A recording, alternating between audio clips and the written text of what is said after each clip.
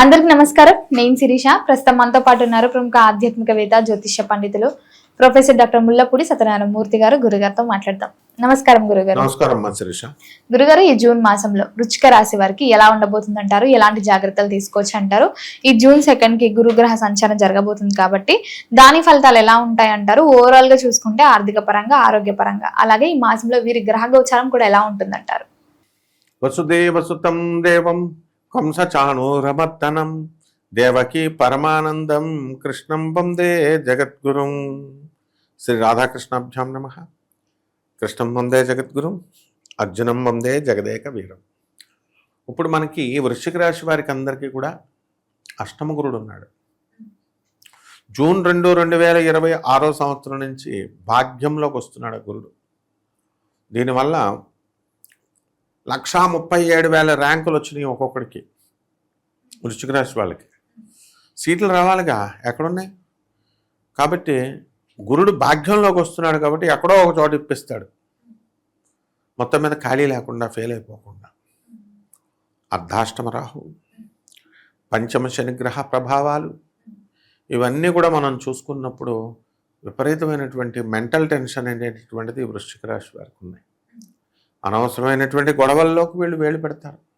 బద్ధకంతో వీళ్ళ స్వయం కృతాపరాధాలతోనే వీళ్ళ జాతకాలు వీళ్ళు పాడు చేసుకున్నారు. 2 సంవత్సరాల సుదీర్ఘ కాలం వీళ్ళకి ఇచ్చినప్పుడు వీళ్ళు ఇంటర్మీడియట్లో చదివింది ఏమిటి? 12 సంవత్సరాలు చదువుకుంటారా అని వీళ్ళకి అందరికీ ఇస్తే రైటింగ్ కూడా సరిగ్గా రాయడం రాదు వీళ్ళకి. మామూలుగా లాక్కొచ్చారు. ఇప్పుడు 42 మార్కులు వచ్చినాయండి ఎంసెట్లో అంటే, 72% వచ్చిందండి సిబిఎస్ఈ ఇంటర్లో అంటే ఎలా? కాబట్టి ఇదంతా అర్ధాష్టమ రాహు ప్రభావం. ఇటువంటి వాళ్ళకందరికీ కూడా అసలు సీట్లు రాకూడదు. కానీ గురుడు మనకి జనవరి 2, 2026 సంవత్సరం నుంచి వచ్చాడు కాబట్టి వీళ్ళ క్వాలిఫై అయ్యగలిగారు ఎగ్జామ్స్లో. ఎక్కడో చోట సీట్ రావడం అనేటటువంటిది జరుగుతుంది. అదేవిధంగా ప్రతి వ్యాపారస్తులకు కూడా వీళ్ళ స్వయంకృత అపరాధాల వల్లే కిరాణా వ్యాపారము, హాస్టల్ వ్యాపారము, బట్టల వ్యాపారము, బంగారపు షాపులు, ఇవన్నీ కూడా మనకి బ్రహ్మాండంగా ఉన్నాయన్నమాట. అందువల్ల భాగ్యంలో ఉన్నటువంటి గురుగ్రహ ప్రభావం వలన వీళ్ళందరికీ కూడా పితృ తండ్రి సైడ్ బంధువుల దగ్గర నుంచి కలిసి వస్తుంది. ఏం కలిసి వస్తుంది? ఎవరైనా డబ్బులు ఇస్తారా? తన తండ్రి తరపు అన్నదమ్ములే ఆస్తులు నాకెక్కుకోవాలని కొట్టుకుంటారు. కానీ ఇటువంటి విపత్కర పరిస్థితుల్లో కూడా వృశ్చిక రాశి వారి మీకు దగ్గరున్నటువంటి బంధువులు వాళ్ళు దగ్గరుండి మీకు అన్యాయం జరగనివ్వకుండా మీకు ఆస్తులు కలిసి వచ్చేలాగా ఇప్పిస్తారు. అలాగే చక్కగా వివాహాల విషయంలో మొన్నటి వరకు ఎవరిని ప్రేమిస్తే వాళ్ళు వెళ్ళిపోతూ ఉంటారనమాట, ఎవరిని ఫ్రెండ్షిప్ చేస్తే వాళ్ళు వెళ్ళిపోతూ ఉంటారు. అట్లా ఉన్నటువంటి పరిస్థితుల్లో మగవాళ్ళైనా ఆడవాళ్ళైనా ఇదంతా అష్టమ గురుగ్రహ ప్రభావం. దానికి పైగా నిందలు, అవన్నీ కూడా పోయి ఇప్పుడు భాగ్యంలో ఉన్నటువంటి గురుగ్రహ ప్రభావం వలన చక్కగా అనుకున్న పనులు అనుకున్నట్లు సాధించుకుంటారు. గృహయోగం, వాహనయోగం కూడా ఉందంటారా ఈ మాసంలో? ఈ మాసంలో గృహయోగము, వాహన యోగము అన్నీ ఉన్నాయి. కాబట్టి బ్రహ్మాండంగా వీళ్ళందరూ కూడా సంపాదించడం అనేటటువంటివి సంపాదిస్తారు. కొత్త కొత్త వస్తువులు సమకూర్చుకుంటారు. వేరే కాపురాలు పెట్టుకుంటారు. జాయింట్ ఫ్యామిలీ నుంచి బయటకు వెళ్ళి వేరే కాపురాలు పెడతారు. ఆ విధంగా వృశ్చిక రాశి వారికి అర్ధాష్టమ రాహు కాబట్టి కొన్ని టెన్షన్స్ అనేటటువంటివి ఉంటాయి. పిల్లల తరపు నుంచి కొన్ని సమస్యలు అనేటటువంటి వీళ్ళకి రావడానికి అవకాశాలు ఉంటాయి. పిల్లల ఆరోగ్యం గురించి ఎక్కువగా శ్రద్ధ చూపిస్తారు. వీళ్ళకు కూడా మొన్నటిదాకా మనశ్శాంతి లేదు కాబట్టి జోగి రాసుకుంటే బూడిద రాలుతుందనే విధానంలో వెళ్ళిపోయారు. ఇప్పుడు అట్లా కాకుండా కాస్త జాగ్రత్తగా వీళ్ళు చేసుకోవడం అనేటటువంటిది జరుగుతుంది. మరి గురువు గారు, అలాగే కుటుంబ వాతావరణం కూడా ఎలా ఉంటుందంటారు ఈ మాసంలో వీరికి? ఇంటి వాతావరణం, ఇంట్లో అంతా కూడా ప్రశాంతంగా ఉంటుంది, మనశ్శాంతిగా. ఈ విద్యార్థి ఎవరైతే ఉన్నారో ఈ వృశ్చిక రాశి వాళ్ళు, మరి వీళ్ళందరూ కూడా ఈ జూన్ మాసంలో నుంచి కాస్త ప్రశాంతమైనటువంటి ఆలోచనలతో ఆలోచిస్తూ ఉంటారు. ఉత్సాహంతో, కొత్త ఉత్సాహంతో నేను సాధించాలని చదువుతూ ఉంటారు, పని కృషి చేస్తూ ఉంటారు. అలా కాకుండా మామూలు టైంపాస్ చేసుకుంటే లైఫ్ కూడా టైంపాస్ అయిపోతుంది. కాబట్టి వృశ్చిక రాశి వాళ్ళకి ఎక్కడికి వెళ్ళినా సరే కాస్త విజయ పరంపర అనేటటువంటిది ప్రారంభమవుతుంది.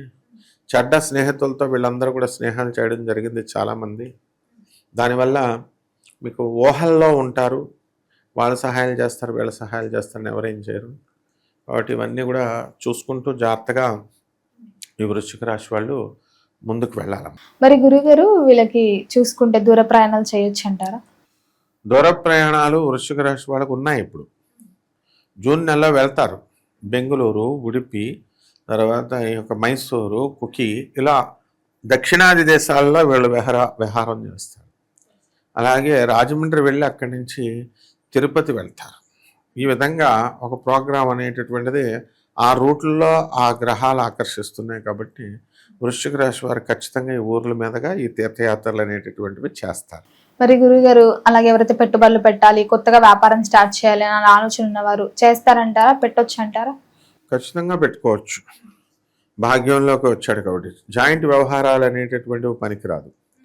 వీళ్ళ సొంత వ్యవహారాలతో వీళ్ళు సొంతంగా చేసుకోవాలి. కష్టపడేటటువంటి స్వభావం పెంచుకోవాలి. ఈ రాశి వారికి ఎక్కువగా నిద్ర వస్తూ ఉంటుంది.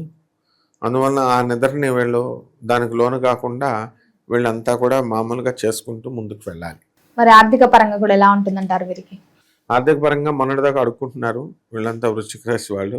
ఇప్పుడు కాస్త డెవలప్మెంట్ అనేటటువంటిది వచ్చి ఇప్పుడు ధనం సంపాదన, ధనం పోగేయడము ఇలాంటివన్నీ కూడా జరుగుతాయి. గురుగారు ఈ మొదటి జూన్ మాసంలో మొదటి 15 రోజులు బాగుంటుందంటారా? ద్వితీయార్థం బాగుంటుందంటారా వృశ్చిక రాశి వారికి? మొదటి 15 రోజుల్లో అష్టమ గురుడు ఉన్నాడు. 2వ తేదీ నుంచి కదా మారేది, 3వ తేదీ నుంచి జరుగుతూ ఉంటుంది. కాబట్టి గ్రహం ఈ కర్కాటక రాశిలోకి వచ్చిన తర్వాత డేస్ పాస్ అయ్యే కొద్దీ స్ట్రాంగ్ అవుతుంది. ఆ తర్వాత కంటిన్యూస్ రిజల్ట్స్ ఇస్తుంది. కాబట్టి మనకి ఈ యొక్క గురుగ్రహము శుభ ఫలితాలని వృశ్చిక రాశి వారికి జూన్ 15 తర్వాత నుంచి అందించడం అనేటటువంటివి జరుగుతాయి.